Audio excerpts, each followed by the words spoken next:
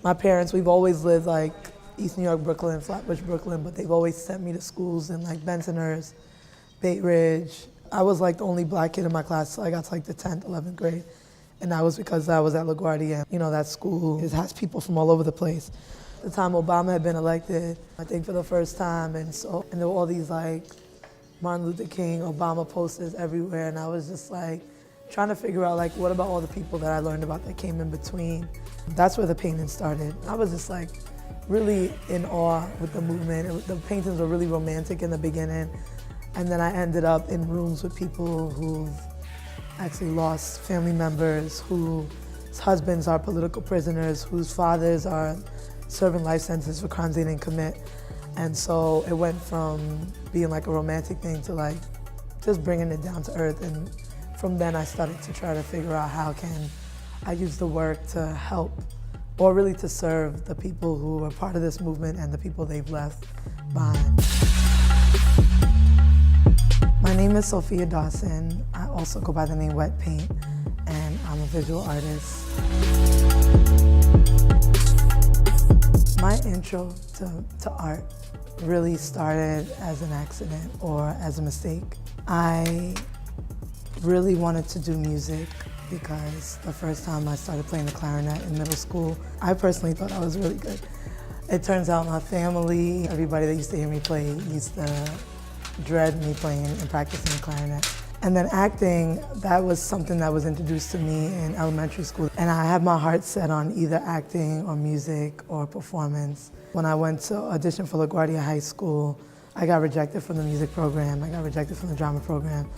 I got into the art program and I wasn't even gonna apply, except my art teacher like basically forced me to apply to the art program. So I really auditioned just because Miss K told me to. And then I only got into the art program. Like the best grades that I was getting was in my art class because it turned out I could really actually draw. And I didn't know that I had the gift, but I guess my art teacher saw it. In the 10th grade, we had to paint for the first time. I did a portrait of my dad, and that was like the aha moment. And it was really like God revealing to me like, okay, this is something that's in you.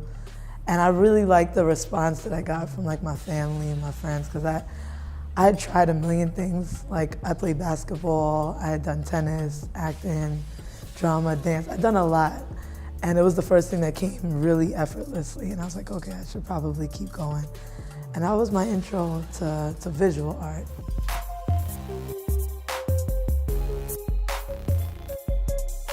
Yeah, God had a serious plan in place that I did not know about because I was devastated when I didn't get into the drama program. In 2007, I did an exhibition called Wet Paint. This is where the artist name came from.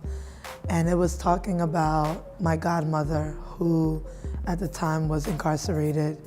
And she was really like a second mom to me. It was just a lot of transitions, like going from having her home to like first having to go see her at Rikers, and just like what a trip to Rikers was like as a 16-year-old, like taking the bus out there. That was also my intro to the fact that there was like a whole population of women at Rosie's whose family could only see them once a week.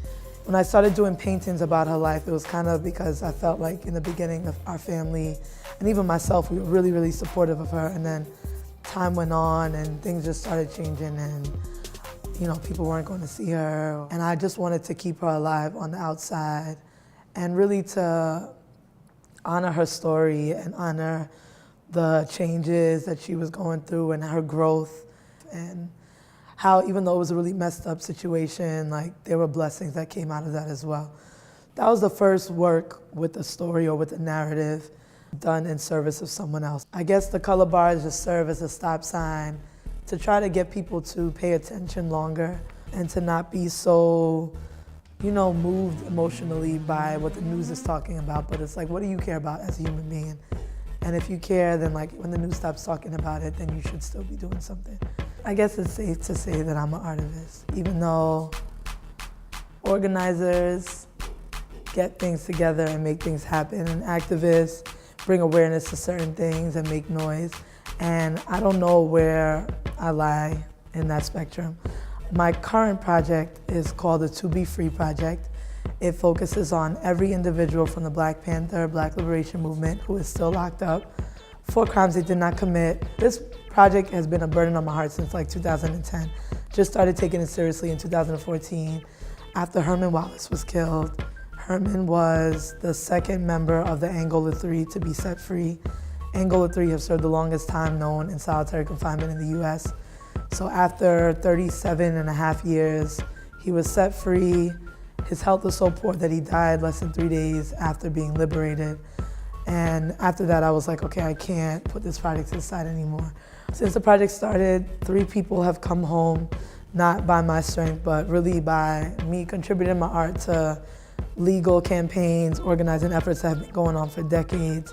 Yeah, I'm trying to just really get their faces out to the public. A lot of people in the activist and organizer world know about who they are, but so many other people have never heard their names. So it's larger than life portraits, murals. There's a video piece that we're gonna release soon featuring my son reading a letter from a political prisoner.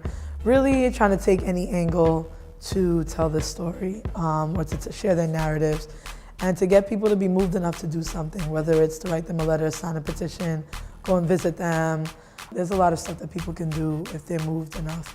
So I'm hoping that the paintings draw people in and then I can teach them about who those individuals are and why they should help or how they can help.